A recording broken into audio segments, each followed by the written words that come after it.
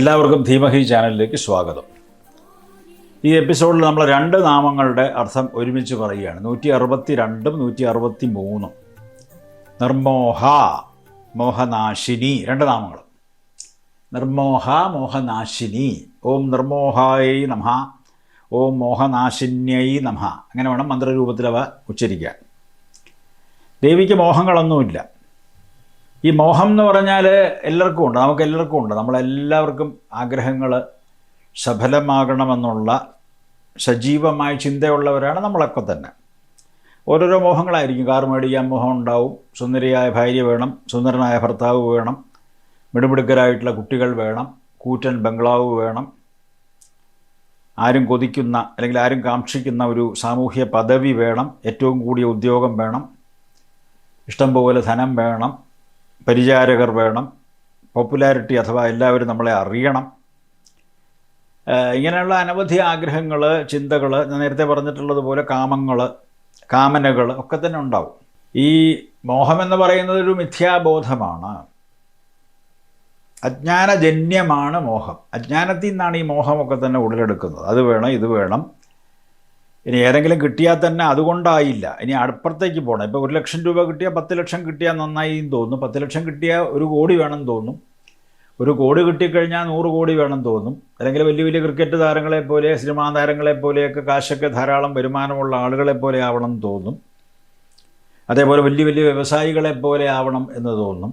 അതേപോലെ ലോകപ്രശസ്തരായിട്ടുള്ള വലിയ ശാസ്ത്രജ്ഞന്മാരെ പോലെ നൊബൽ പ്രൈസും ഫീൽഡ്സ് മെഡലും ഒക്കെ കിട്ടണമെന്നൊക്കെ തോന്നും. ഇതൊക്കെ നല്ലത് തന്നെയാണ്, കാരണം മുന്നോട്ടേക്ക് പോകാനുള്ള ഒരു ചോദന അല്ലെങ്കിൽ ഒരു സ്റ്റിമുലസ് ആണ് ഇത്തരത്തിലുള്ള മോഹങ്ങൾ എന്ന് പറയാതിരിക്കാൻ നിർവാഹമില്ല. പക്ഷേ അസാധ്യമായുള്ളതിൽ ആശപ്പെട്ടാൽ അസഹ്യമായുള്ളൊരു ദുഃഖമുണ്ടാമെന്ന് പറഞ്ഞു കേട്ടിട്ടുണ്ടല്ലോ.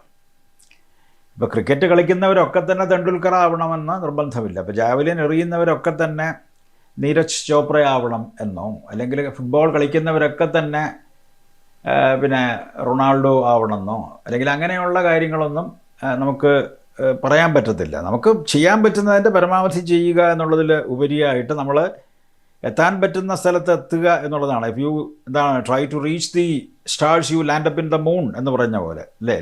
നമ്മൾ നക്ഷത്രത്തിലേക്ക് ഉന്നമിട്ട് പായുന്നു, പക്ഷെ നമ്മൾ ചെന്നെത്തുന്നത് ചിലപ്പോൾ ചന്ദ്രനിൽ മാത്രമായിരിക്കും എന്നുള്ളത് പോലെ തന്നെയാണ്.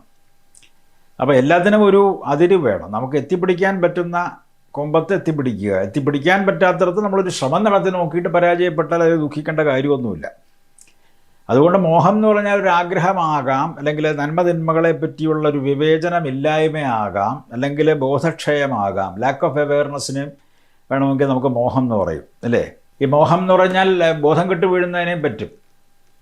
മോഹിതനായി എന്നൊക്കെ പറയുമ്പോൾ ആഗ്രഹമുണ്ടായി എന്ന് പറയുന്നത് പോലെ തന്നെ ഒരു പെട്ടെന്ന് സമ്മോഹനാസ്ത്രം എന്നൊക്കെ പറയില്ല, ചില അസ്ത്രങ്ങളുണ്ട്. ആ അസ്ത്രം കിട്ടുകഴിഞ്ഞാൽ നമ്മൾ പെട്ടെന്ന് ഉറങ്ങിപ്പോകും. You enter into a deep sleep from which it is very very difficult to come out എന്നുള്ളതാണ്. So you don't wake up from your reverie or from your sleep at all. പണ്ട് പിന്നെ രാവണൻ്റെ മകൻ മേഘനാഥൻ എന്താ പറയുന്നത്, രാവണൻ്റെ രക്ഷയ്ക്കായിട്ട് അല്ലെങ്കിൽ അദ്ദേഹം യുദ്ധത്തിലേർപ്പെട്ടപ്പോൾ ഹനുമാൻ ഉൾപ്പെടെ പലരെയും ചില പ്രത്യേക അസ്ത്രങ്ങൾ അയച്ച് മോഹിപ്പിച്ചതോടെ അവരൊക്കെ ഒരു വല്ലാത്ത പരവശാവസ്ഥയിലെത്തി. അത് കഴിഞ്ഞ് പിന്നെ സാക്ഷാൽ ഹനുമാനാണ് പോയി മരുന്നുകളൊക്കെ കൊണ്ടുവന്നത്. വിശല്യകരണി ഉൾപ്പെടെയുള്ള ഔഷധങ്ങൾ കൊണ്ടുവന്നവരെ തിരിച്ച് ജീവിതത്തിലേക്ക് നയിച്ചത് അദ്ദേഹമാണ് എന്ന് കേട്ടിട്ടുണ്ട്. അപ്പോൾ അതേപോലെയുള്ള പ്രത്യേകിച്ചൊരു ഡീപ്പ് സ്ലീപ്പും മോഹം എന്നുള്ള വാക്കുകൊണ്ട് അർത്ഥമാക്കാം എന്നർത്ഥം. പിന്നെ ഇപ്പോൾ ക്രോധാത് ഭവതി സമ്മോഹ എന്ന് പറയുന്ന ഗീതാ ശ്ലോകത്തിലെ സമ്മോഹം എന്ന് പറയുന്നത് വിവേകം ഇല്ലായ്മയാണ്.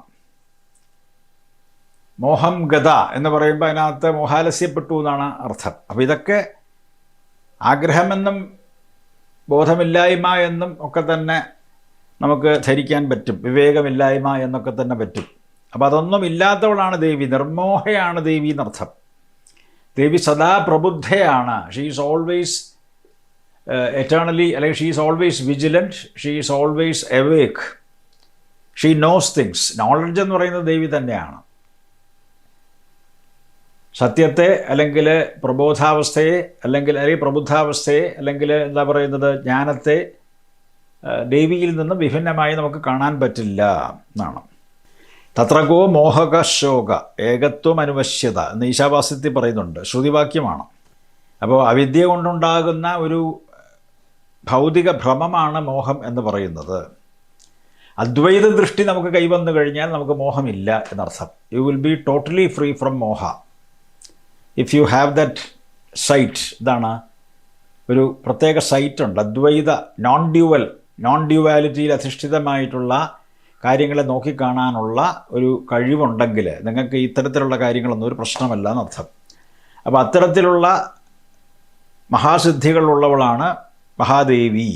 അതുകൊണ്ട് 162-ാമത്തെ നാമത്തിൻ്റെ അർത്ഥം നിർമോഹ എന്ന് പറഞ്ഞാൽ മോഹമില്ലാത്തവൾ. ഇതൊക്കെ ഉൾക്കൊള്ളുന്ന ഈ അർത്ഥങ്ങളൊക്കെ ഉൾക്കൊള്ളുന്നതാണ് അവിടെ മോഹം എന്നുള്ള രീതിയിൽ പ്രയോഗിച്ചിരിക്കുന്നത്.